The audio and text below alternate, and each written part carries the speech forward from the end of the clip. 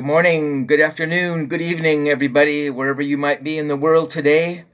Steve Rosen here, your storyteller, fable relator, and rock and roll historian archivist.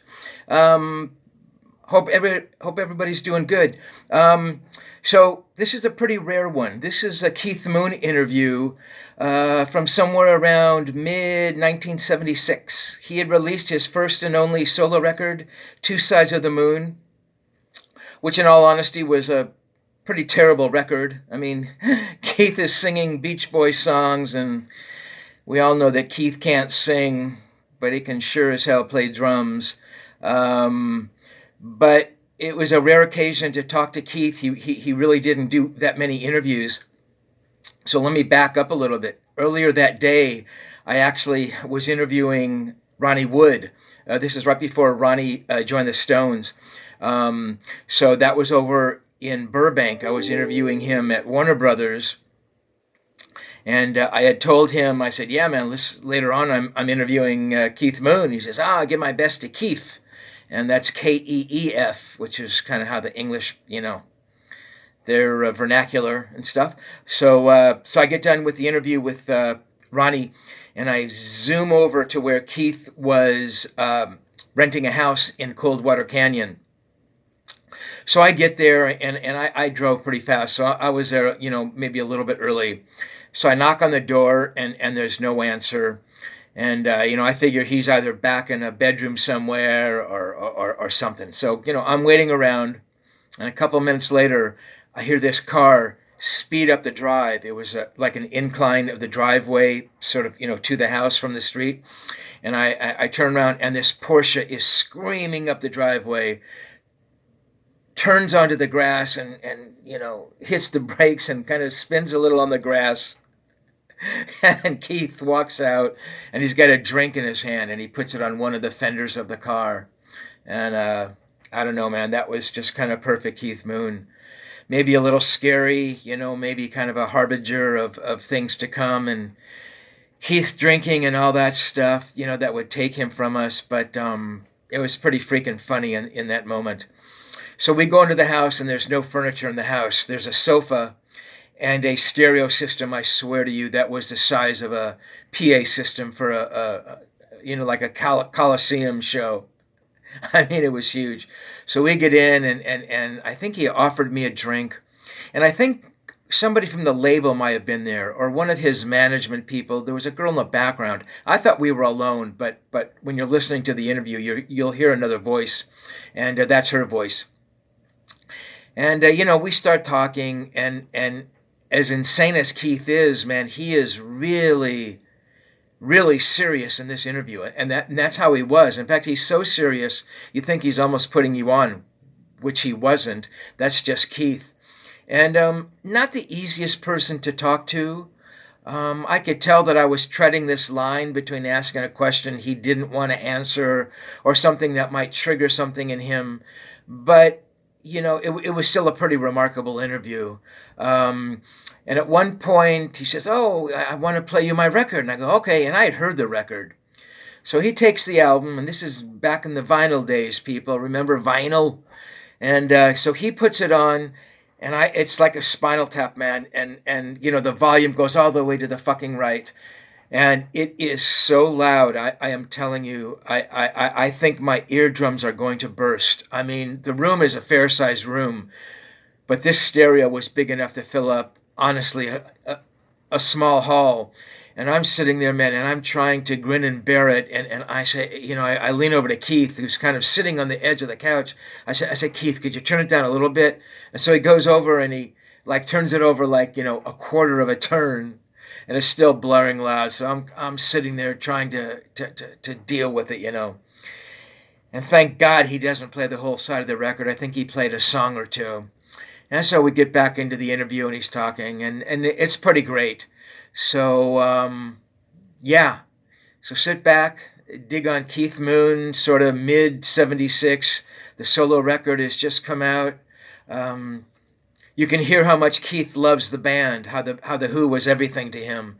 And, that was pretty special, really, to hear how dear The Who was to his heart. So yeah, so check it out and be well and have some fun. Bye. What are your earliest memories pre-Who? Pre-Who? Playing, yeah. I mean, what was it like, you know? What were you doing? Were you crazy before the Who? I was as crazy then as I am now. Playing with the Who hasn't made me crazier. I've stayed pretty much the same. If I was crazy, my earliest memories were playing with a college band. And I suppose I was as crazy then as I am now. I was playing drums. Before that, I played with a marching band in sort of the Boy Scouts, at the Sea Scouts, playing bugle. You played bugle? Yeah. And then trumpet, and then I found a use for my mouth. As puberty, as I came to puberty, I found a use for my mouth other than blowing the trumpet.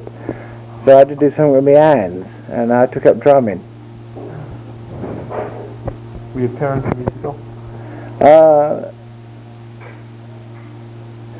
No.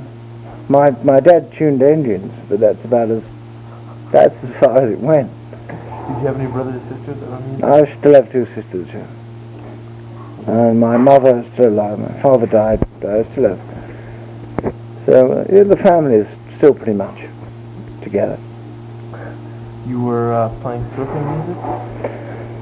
I was playing surfing music when everybody else was playing Bo Diddley, Chuck Berry. In England, surfing music, because of the nature of the lyrics, in fact, the very indigenous nature. I mean, the music was indigenous to the West Coast. It, it pertained to sun, sea, right. None of which you find in the Thames. In the centre of London, sun, sea, and surf are very scarce. You have to watch films in the Natural History Museum. It wasn't until I started working with the band and came over to California that I could really find out that this was somewhere that I'd like to live. That I really was. I mean, that's why I live here now. I think I've always lived here, inside. So you haven't? I think I was born Californian. You are? I was born a Californian. The only difference was I happened to have been bred in London. Did you ever surf? In the Thames? You must be joking. Yeah. Did you ever? I tried once or twice in Hawaii, and the board went up in the air. I fell off the damn thing. I'm pretty good at water skiing, and I tried to apply the same technique, but it didn't work. With disastrous results. I fell arse over tit. The board went about 60 foot up in the air. This is in Hawaii, and I surfaced, and I saw this surfboard, this gaily painted thing hurtling down at me at about 200 miles an hour, just ready to sort of strike me at the back of the head and render me liable as a basket case for the rest of my life. So I immediately sort of did a double take, about turn, and it just sort of missed me. Went straight between the legs. And that's my only experience of surfing. First and last, yeah. I mean, I much prefer motorcycle racing. It's a damn sight safer. And skydiving is safer too. Have you ever raced cars? Yes. You like doing that? Cobras I raced. I was in the AC team for a while. I think you might do some racing out here. I'm not allowed to, I'm afraid, anymore. Really? No. My insurance companies don't allow. They really don't. Really, that's really true? Yeah, they don't allow you to, if you're in the middle of a picture, or you're in the middle of an album, or you're doing something that could. And it's like with Tommy, or with that'll be the day or Stardust, or Toronto Motels. You have to sign a letter of agreement that you won't indulge in any sports that are outside sort of. You can deliver papers and things. Couldn't you make delivering papers dangerous though? Sure, depends what I deliver them with. But no, they don't allow me to ride motorbikes, motorcycles. That used to be my sport. Yeah. Grass, what you call motocross over here. Right. No, I'm not allowed to motocross. I'm not allowed to skydive anymore. Do the other guys in the Who ever worry about you that you might go off and break an arm or? Yes, I think they probably do. I think they probably do. How did you first meet Pete and Volja? Was in just a pub in England. The drummer had left, and they were making do with a stand-in, and I said, well, they need a drummer. I'm a drummer. I was working with another band in the same agency as them, and the agency phoned me up and said, Keith, one of our top groups, and I was working with one of the bottom groups in the agency, they said one of our top groups has lost its drummer, and it's about time you moved up in the ranks. So why didn't you come down to this pub and see the band work? So I did, and I got in and sat in with the band, and I've been there ever since. They like you. Apparently so. Apparently so. Was that when the band was the Detours? They were called the Who then. Then they were called the Detours. They went back to the Detours.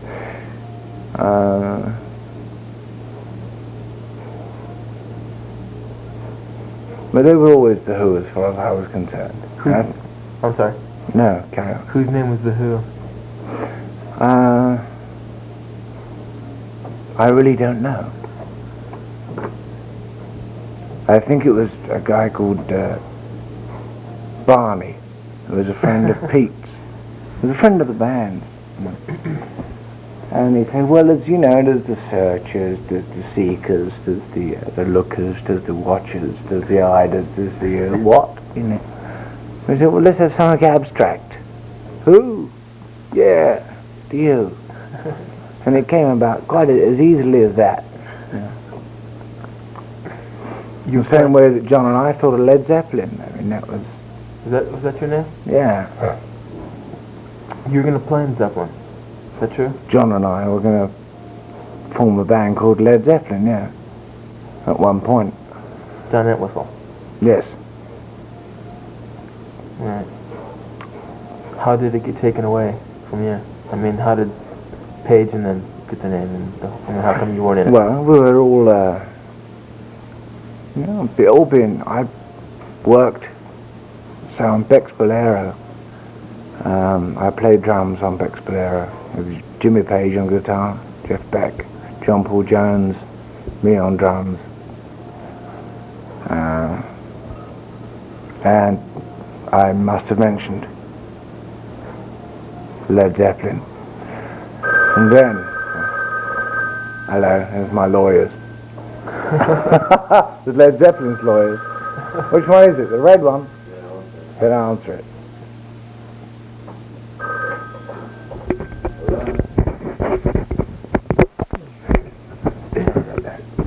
Did you like doing that session with Beth? Yes. You were telling me about it. You said he had. We had a great time. Told me you smashed up the microphone. That was like over your thing or something. Yeah, that's pretty, that's pretty normal. That happens most of the time. If the mic's too near. Because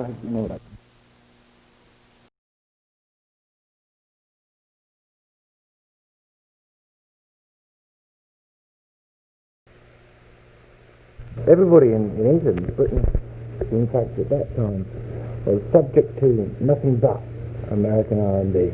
Chuck Berry, Bo Diddley, B.B. King, and also Motown stuff. Is that the type of stuff you were listening to? Yeah. No, that was the stuff that the band, and that's the stuff that the BBC were playing. We had like Smokey Robinson, we had all the Motown artists, we had all the R&B artists, we had American. England then was subject to all American rock and roll. It wasn't subject, however, to West Coast music. It wasn't subject to surfing music. But I'd listened to one or two tracks from Beach Boys albums, Dick Dale, the Ripcords, and I liked that. And I used to have a guy that imported all of that stuff for me. So I was pretty much of an odd man out. Everybody else, was like tuning into there only one station. We only had the BBC, man. I mean, now we're lucky we've got three. They're still all BBC. But then we just had one. And it was Chuck Berry and Bo Diddley. Right. And the discotheques would play the same. But I used to listen to the Ripcords, Ronnie and the Daytoners, Beach Boys, Jan and Dean. Just West Coast music, and I loved that. The other guys, apart from John liked the harmonies. He wasn't too keen on the songs. So the songs and music, you couldn't really relate to those, Right. It's very difficult to relate to a surfing song in the middle of London. But perhaps, I don't know, perhaps my imagination was wilder. But I used to love it. And John used to love the songs, just the dream, the dreams that they sold. Well, East Coast girls I hip, I really dig them. Just that whole fantasy. Yeah. And I bought it. Heart and soul. That's what it. Was it your idea to do Barbara Ann and Bucket T? Yes, it was. Yeah. Did you sing on those at all?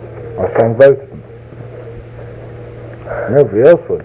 I sang both of them terribly. Do you remember the Who's first gig? I remember the first time I played. The first time the Who, as the four of us, was the first time that I sat in. Right. Which was at that pub, and that's when the four of us were together. Right. How long after that was the first album thought of that? 6 months. 6 months. Did they have an idea of where they wanted to go? No. We knew basically what we were capable of, and we knew that we were destined to be a big group because we told ourselves so. Did you believe it? Oh yeah, and I've always believed it. There's nothing that would ever. My show's on the radio. Did you have much say in what the band did in the early days? The policy. The impression I get now. Yes. No, there was no one of us that dictated policy. There was, policy was always Who policy. It was always group policy. It had to be, because if one of us disagreed, they'd either be shouted down by the other three or proved wrong. But the one thing that was always encouraged in this band, and still is, well, what do you think, really? Come on, Keith, what do you really think? And if I said anything other than how I felt, I'd be shouted down for that. If I didn't say how I felt, I'd be shouted down. But I would never be shouted down for saying, I'd be shown that what I thought was wrong, what I thought was right, it wouldn't work. Right. Because of, and I'd be given the example. They'd never ever. The boys would, and the same goes for any of us. And we'd come up with suggestions, thousands of suggestions. Some would work, some wouldn't. But we'd take everything into consideration. There's no way that we wouldn't listen to each other, listen to what we had to say. So if Pete came in with a song and you said, I don't like it, that would be considered. I mean, you wouldn't be angered by it. No, why should he be? I mean, Pete respects me. I respect Pete. The band as a whole respects each other because we say what we think. And if we didn't, then we wouldn't respect each other, but we do. And if Pete comes up with a song and Roger says, I don't think it's right for the band, then we'll try it, and if it doesn't work, fair enough. It's not right. It doesn't matter. I mean, the thing is, it's bands that let ego get in the way. They start to take it personally. Oh, well, you don't want to do my song, eh? I spent all that time writing the song, and now you say it's no good. And they get angry with the other members of the band. Well, that's never happened with us. And we could turn around to Pete, we could turn around to John, we could turn around to any of them and say, no, but it won't work for this band. Fair enough. And there's no bad feeling. Did the band work pretty much from tapes, meaning did Pete come in with an idea? Yeah, Peter come in with an idea on tape. He came in with a rough dub. And we'd sit down and we'd listen to the tapes, listen to Pete's dub, and we worked from there. I mean, was there ever any stuff done just in the studio and spontaneous type thing like that? Everything we do in the studio is spontaneous, yeah. We don't rehearse. I mean, I'd never heard the tapes before. And so I just go out and play. Do you remember the first American tour that you did here? Not very well. It was a long time ago. Yeah. It was about 8 years. Was it? I think it was around about the time of Monterey Festival. As a matter of fact, that was the first time you were ever on I think so. American soil. Yeah, I think so. That's right. So I do remember. What are your memories of Monterey? Great. Yeah. Beautiful 16-year-old chicks. I got some great memories. Oh yes. You must have known Hendrix pretty well then. Did the band? Yes, I played with Jimmy quite a lot, on and off. I mean, in London, I played with Jimmy. Down clubs, the scene club. Yeah, we'd get drunk together and we'd play together. Yeah. I know Hendrix well. As well as anybody knew Hendrix. Yeah. Didn't Pete get him signed to track? Is that true? Or Pete saw him and... Well, we had a respect for each other. I mean, although we said to each other, well, stop stealing our act, Hendrix. Which we did on several occasions. Really? Sure. And Hendrix said to us, who stopped stealing my act? We said, up yours. We still loved each other. Right. And we still were musicians, and we still relate. We still saluted each other as musicians. So then you didn't start smashing the stuff by ever seeing Hendrix doing it? Oh no, we were doing it long before we met Jimmy. Long before. Did it grow out of just frustration type thing with the audiences? Yeah. Or was it planned thing in the beginning? It wasn't planned at the beginning. No. At the beginning it was sensationalism. It was, the beginning was probably, in fact, strike that. The beginning was the purest. The beginning was the anger, the pure anger. And then later it became sensationalist. Didn't take long for something like that to be noticed and talked about and broadcast. So it started off as a genuine gesture of frustration, a pure gesture of frustration, and then it became theatrical. Once you realized you could The build a power name of for the yourself yes, by doing it. yeah, like anything else. You see what a weapon you have in your hands, and you use it to your advantage if you're a wise man. You don't overplay your hand. It's like poker. You see what cards you hold, and you know when to play the ace. You know when to play. You know when to play what card.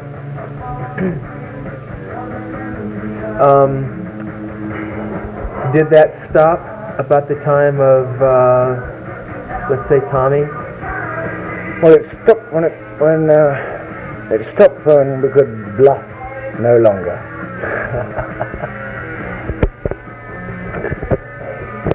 Because to a lot of people it was a bluff. To us it wasn't. But I'll never convince all of your listeners that. So we changed. Tommy came along and made something else. Do you think Tommy was a turning point for the band? Of course it was. Yes, of course it was. Where they were here and then all of a sudden the Who were icons at that point?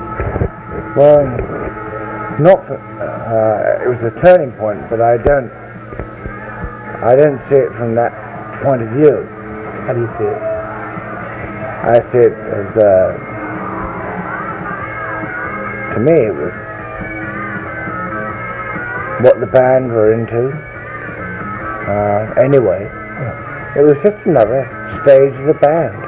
To me, you must understand that to me, I wouldn't have joined the band unless I'd have thought they were magnificent. And one of the best band that I could work with. I wouldn't be in the band otherwise. If I thought there was a better group, I'd do my best to play with them. But there isn't. So it was no surprise to me that we'd come up with something incredible. Because I knew what the band was capable of. I have more faith in the band. I have as much faith in the band as the other guys. And we knew what we're capable of. It's nothing that comes out of this band surprises me. This band in itself to me is a constant surprise. The fact that we're still together is a surprise. So its work never surprises me. Yeah. So then looking back on the fact that the Who will probably go down as a legend doesn't surprise you, because it definitely will be. No, of course they are. That doesn't surprise me. No. Something I believed in. Something that people, just the whole thing surrounding the Who, make it a legend. In my life,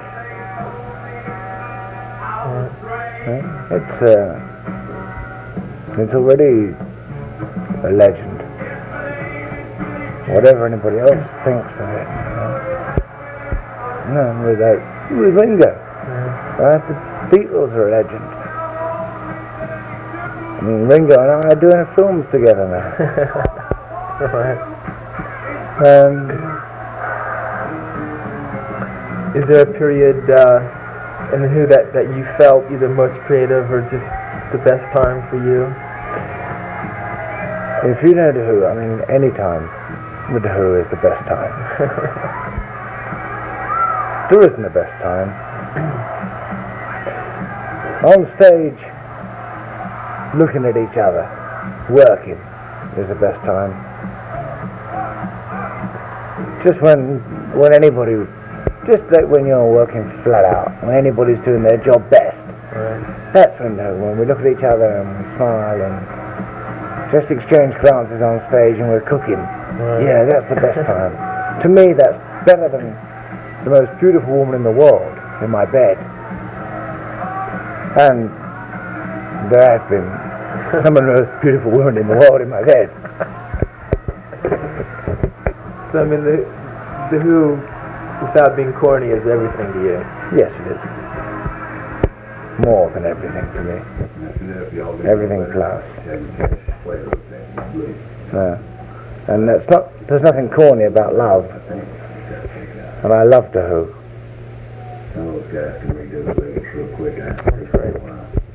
Well, I was hoping you'd say that, because you could be very blasé about it, I was hoping No, you wouldn't I be. wouldn't be blasé about you. No. When can we expect a new Who album? I think I'm going back to see Pete June, July. Probably when school's out again. I don't know when. Summer. Have you talked about any ideas or anything, or? No, I've been working on a film. I'm doing a film towards the end of the year. I really can't say too much about it at this stage. The film? My new film, yeah. Apart from the fact that Sam Peckinpah's directing it. Wow, great. Do you have a bigger role in it? I mean, a more... No, I'm starring it. Great. Along with two other, three of us starring it. When is the Who going to tour again? I reckon around August, July, August. You'll come out with an album first and then do a tour? Yeah, I imagine so. Until they get back, I don't know. Not seeing them, do you feel any more distant when you do get back together to play? No. The funny thing is, I saw John and I hadn't seen John for 8 months. Really? When I saw him the other day, when he was over to do his concert, it was just like, I hadn't seen him for the weekend. Yeah. He hadn't changed, I hadn't changed. He's one of the most fabulous bass players I've ever seen in my life. He is. Yeah. I was impressed. So he should be. He's got good taste in bass players. So you've done 3 films now. 5, I think. 5. 200 Motels, That'll Be the Day, Stardust, your newest one, and what's the 5th? Dracula. Oh, right. Son of Dracula. Would you like to devote more time to acting? Yes, that's what I'm doing now.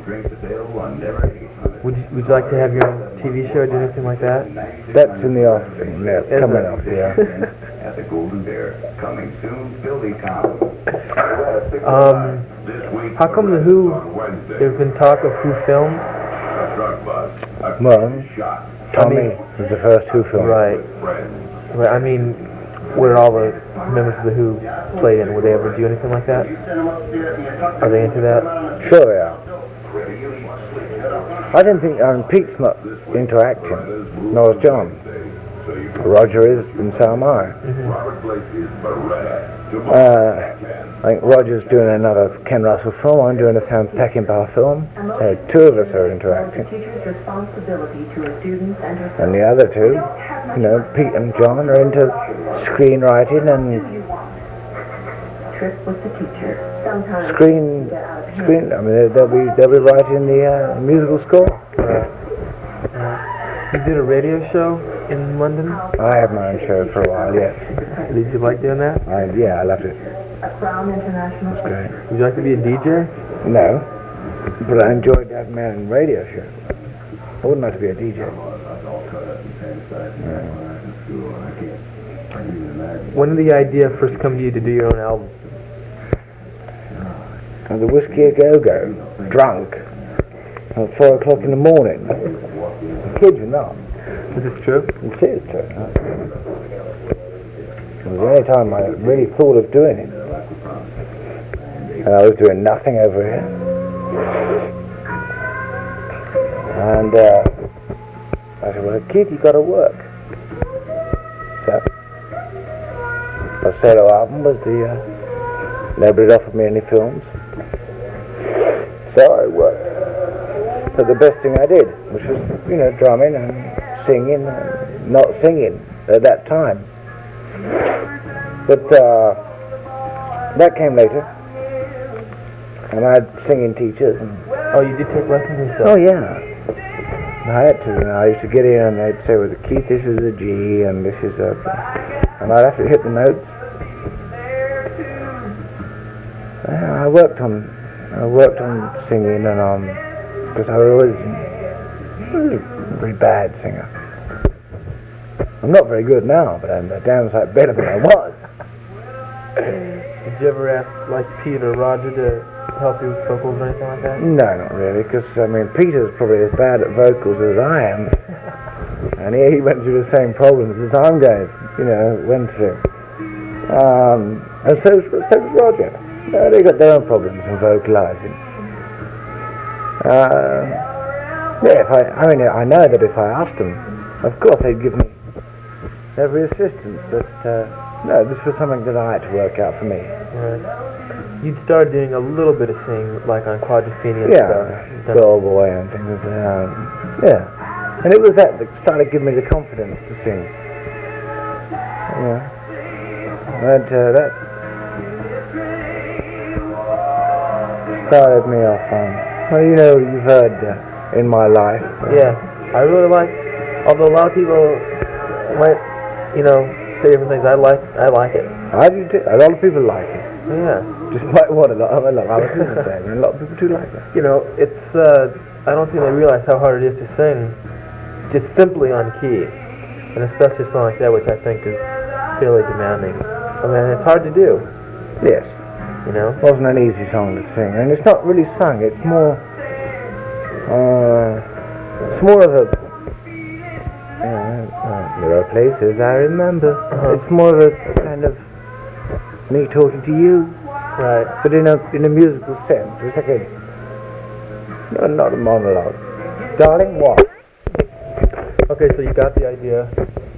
What did you do then? I mean, where did you go, or who did you talk to, or? Just basically the friends. And I went to MCA and got some studio time booked, and then spoke to some friends of mine that I'd met through doing the Pussycats album with Lennon and Harry Nilsson, and so I spoke to Jim Keltner, Danny Cooch, Jesse Ed Davis, John, Harry, Ringo, Tom. It just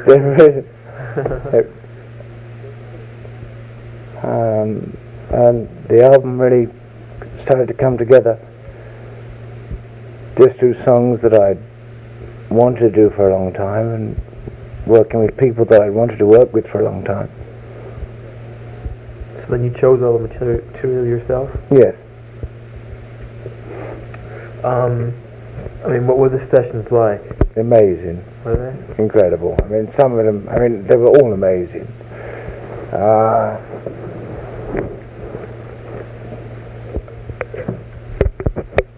Steve?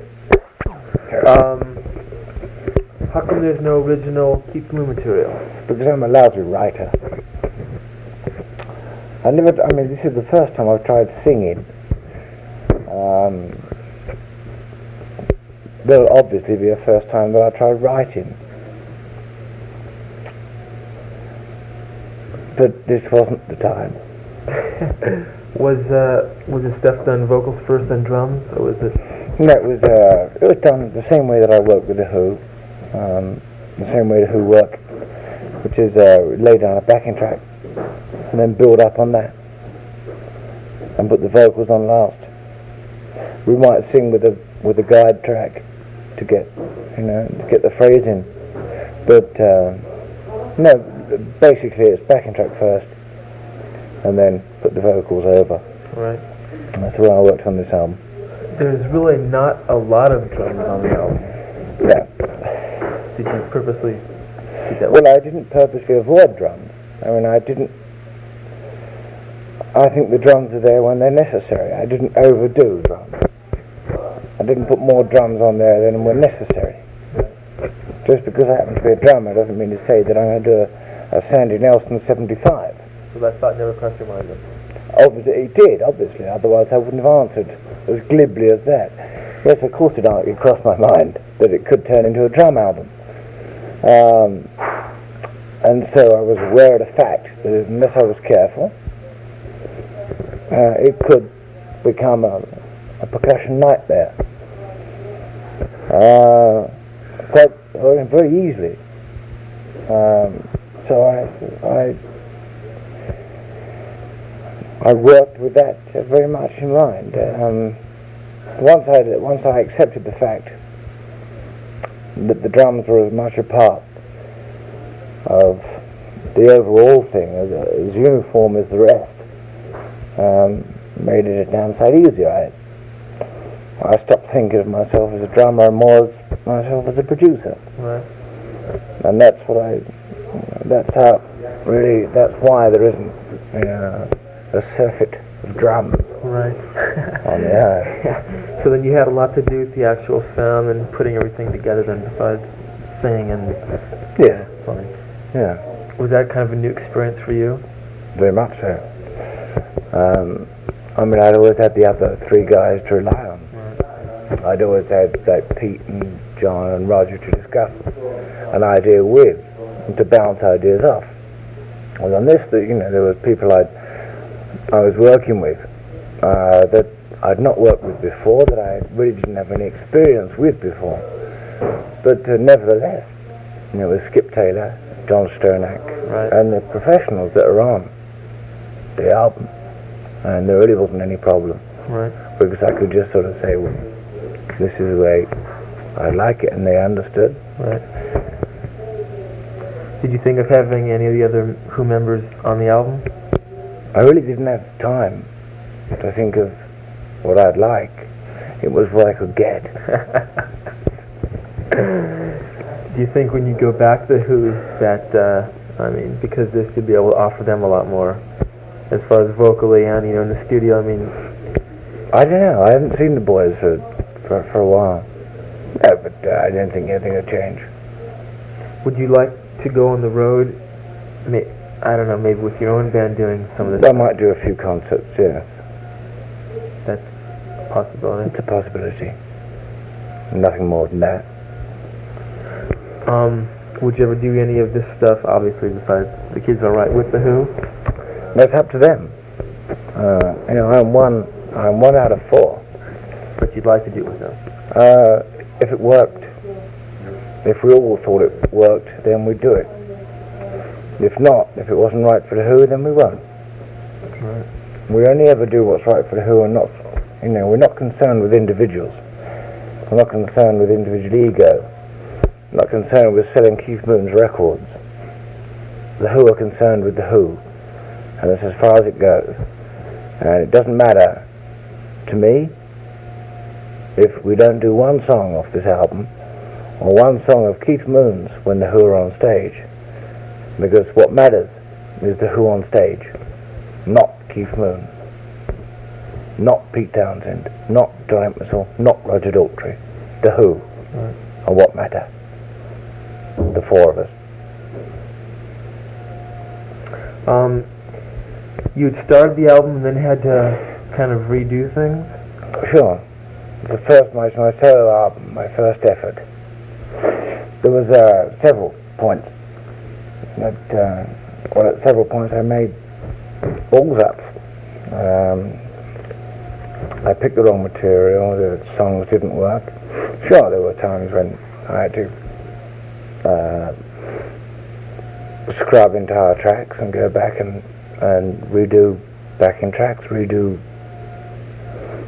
entire the entire thing, you know. Right. And there were times when tracks that I'd finished, or I thought I'd finished, wouldn't go on the album.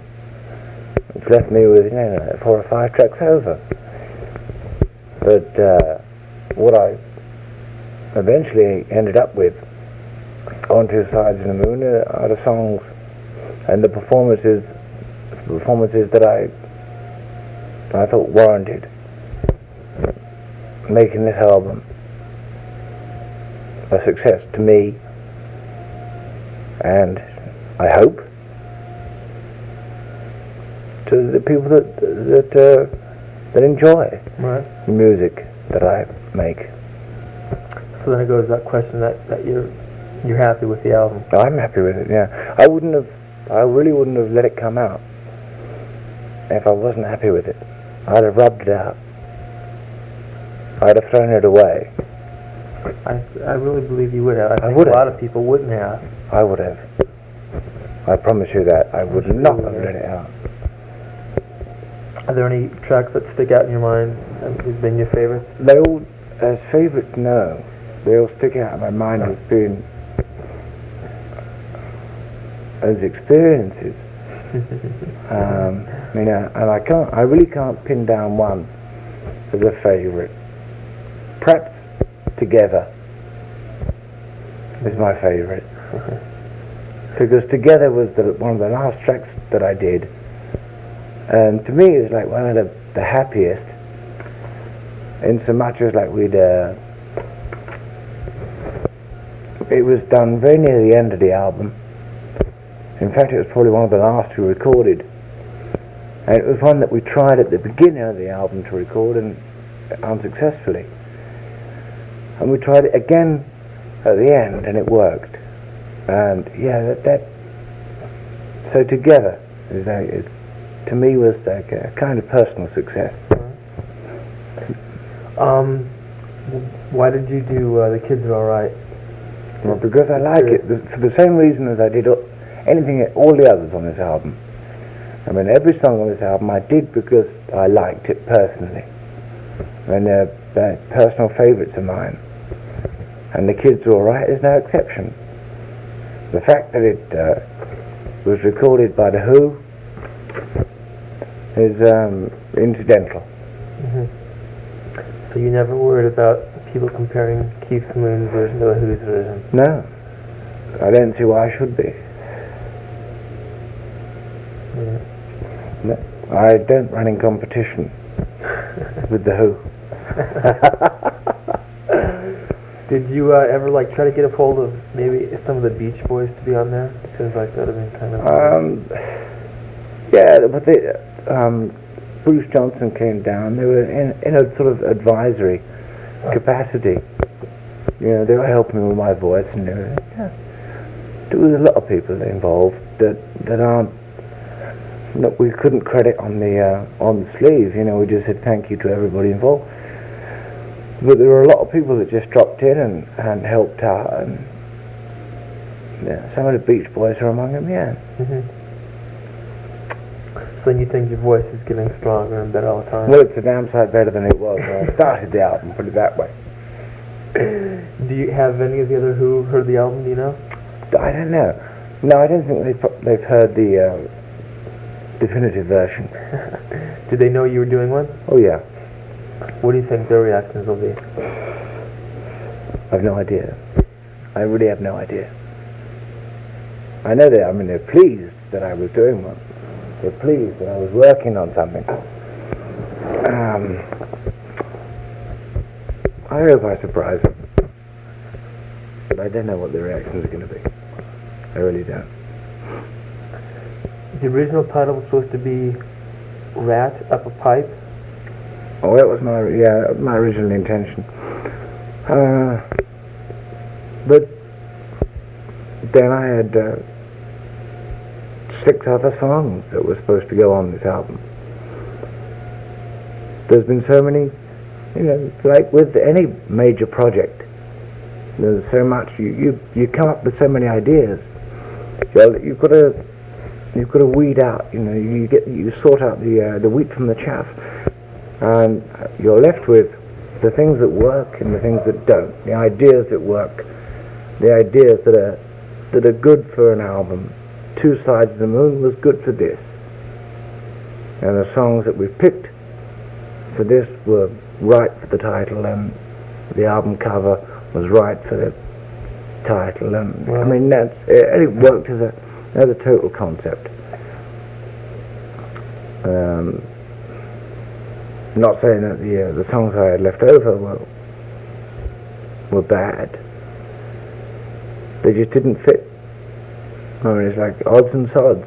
They were songs that didn't fit in a particular concept. They weren't bad songs. They just didn't fit in a particular pattern, a particular album. I'd like to do another album. Yes, very much so. I'm starting on a new one. Are you really? Yeah.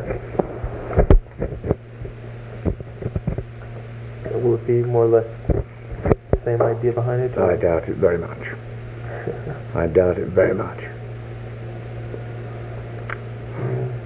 I mean, at this stage, it's so loose that I really don't know. Mm-hmm. I just know another one is in the offing, that there will be another album, and that I've got a rack of songs up there that I've not played there. I haven't played that rack of tapes yet, and they're all new. But among those, there's another album. Mm-hmm. So then with the new album and then your film, then you'll be keeping fairly busy. Fairly busy. And the Who tours, and the Sam Peckinpah film. I'll be busy. Great.